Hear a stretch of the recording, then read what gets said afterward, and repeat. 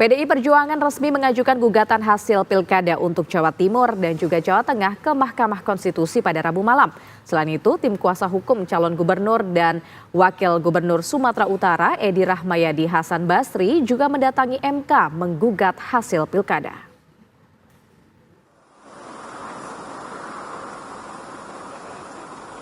Sejumlah gugatan permohonan perselisihan hasil pemilihan kepala daerah tingkat provinsi akhirnya masuk ke Mahkamah Konstitusi (MK) di detik-detik penutupan hari terakhir. Di antaranya PDI Perjuangan yang resmi menggugat hasil pilkada di Jawa Timur dan Jawa Tengah ke MK Rabu malam secara daring. Tim hukum PDI Perjuangan menyebut di Pilkada Jawa Timur ada temuan lebih dari 3.000 TPS di mana pasangan yang mereka usung, Risma Gus Hans, tidak mendapatkan suara sama sekali. Selain itu ditemukan perbedaan mencolok jumlah surat suara yang tidak terpakai antara data kabupaten kota dengan data provinsi. Ketua DPP PDI Perjuangan Ronita Lapesi menilai ada kecurangan yang sistematis termasuk pelibatan oknum aparat hukum khususnya di Pilkada Jawa Tengah. Kami melihat bahwa apa yang terjadi ini merupakan TSM. Nanti kita akan pembuktian lebih lanjut lagi. Ini untuk teman-teman rekan-rekan media. Dan yang kedua, untuk di Jawa Tengah, kami juga mendalilkan keterlibatan aparat penegak hukum. Di mana dari awal ada panggilan-panggilan kepolisian, ada panggilan kejaksaan, dan juga pengerahan kepala desa, dan lain-lain. Ini nanti kita akan buktikan di sidang Mahkamah Konstitusi. Selain tim hukum PDI Perjuangan, tim kuasa hukum calon gubernur dan wakil gubernur Sumatera Utara Edi Rahmayadi Hasan Basri juga mendatangi MK Rabu malam. Dalam gugatannya, tim kuasa hukum Edi Hasan menyoroti sejumlah dugaan kecurangan maupun keputusan-keputusan yang dinilai merugikan pasangan Edi Hasan. Termasuk dugaan keterlibatan aparat, pemilih ganda, hingga terkendalanya pemilih akibat banjir di Sumatera Utara.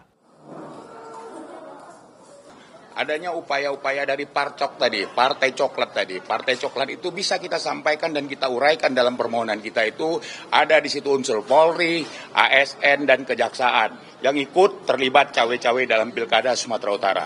Sehingga masyarakat Sumatera Utara bisa melek bahwasanya Pilkada Sumatera Utara yang telah terlaksana itu tidak dalam keadaan sedang baik-baik saja. Hingga Rabu malam total ada 271 permohonan perselisihan hasil pemilu yang terdaftar di MK, termasuk 14 untuk pemilihan gubernur, 47 pemilihan wali kota, dan 210 pemilihan bupati.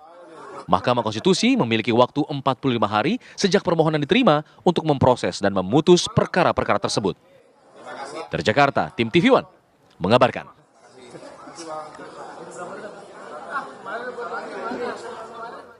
Pasangan calon gubernur dan calon wakil gubernur nomor urut 1 Ridwan Kamil dan Suswono tidak mendaftarkan perkara perselisihan hasil pemilihan atau pemilihan pilkada ini pemirsa di Mahkamah Konstitusi. Hingga Rabu tengah malam tidak ada tim pemenangan pasangan yang diusung Koalisi Indonesia Maju Plus yang datang dan nama mereka juga tidak termuat di laman resmi MK. Sebelumnya tim hukum pasangan Ridwan Kamil dan Suswono mendatangi Mahkamah Konstitusi pada Senin siang untuk berkonsultasi dalam rangka persiapan permohonan perselisihan Pilgub Jakarta. Pihak yang ada dalam gugatan yang diajukan oleh tim hukum pasangan Ridho yakni Komisi Pemilihan Umum Jakarta dan pihak terkait, yaitu pasangan yang sudah ditetapkan oleh KPU Jakarta, Pramono Rano.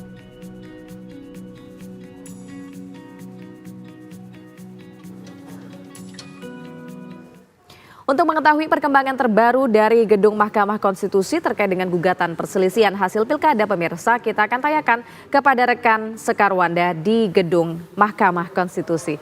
Selamat siang Sekar, silakan dengan laporan Anda.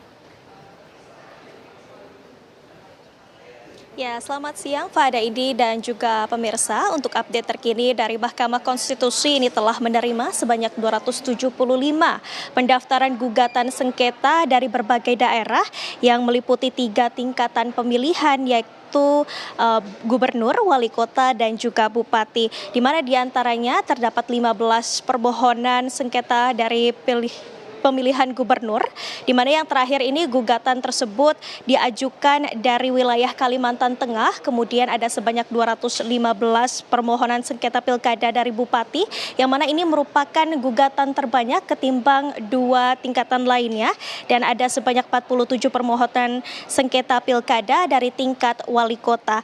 Hal tersebut dilihat dari situs MK per pagi hari ini 12 Desember 2024 pukul 7.30 waktu Indonesia Barat, di mana dari gugatan yang berasal dari berbagai daerah tersebut tidak ada yang berasal dari daerah Jakarta. Perkara gugatan pilkada ini diajukan dari berbagai daerah melalui online maupun datang langsung ke MK. Dan dari pihak MK sendiri hingga saat ini masih membuka pendaftaran gugatan sengketa hingga 18 Desember 2024 mendatang, terkhusus untuk daerah-daerah yang memang belum mengumumkan hasil rekapitulasi suara pilkada. Sementara untuk pendaftaran gugatan sengketa pilkada Jakarta ini telah ditutup per Rabu kemarin 11 Desember pukul 23.59 waktu Indonesia Barat. Diketahui memang batas waktu gugatan sengketa ini adalah 3 hari yang diberikan oleh Mahkamah Konstitusi, dan adapun tahapan proses gugatan sengketa bagi daerah-daerah yang memang mengajukan gugatan, yakni verifikasi dan juga pencatatan dalam buku registrasi perkara konstitusi elektronik sebelum nantinya memasuki tahap persidangan. Nah, bagi daerah-daerah yang memang tidak mengajukan gugatan sengketa, maka tahap selanjutnya yakni penetapan gubernur dan juga wakil gubernur dari masing-masing daerah. Nah, pemirsa, sebelumnya dari tim pemenangan Ridho sendiri sempat melakukan konferensi pers yang memang mengumumkan akan mengajukan gugatan sengketa ke Mahkamah Konstitusi.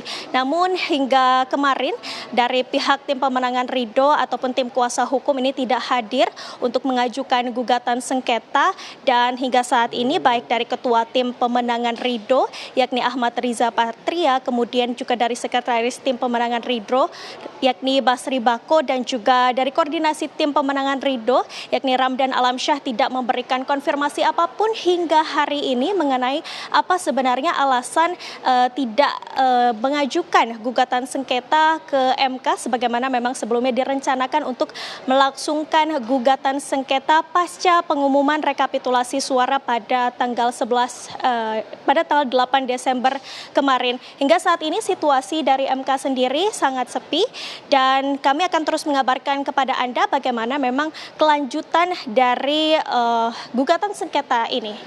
Untuk sementara demikian, Fada, saya kembalikan ke studio.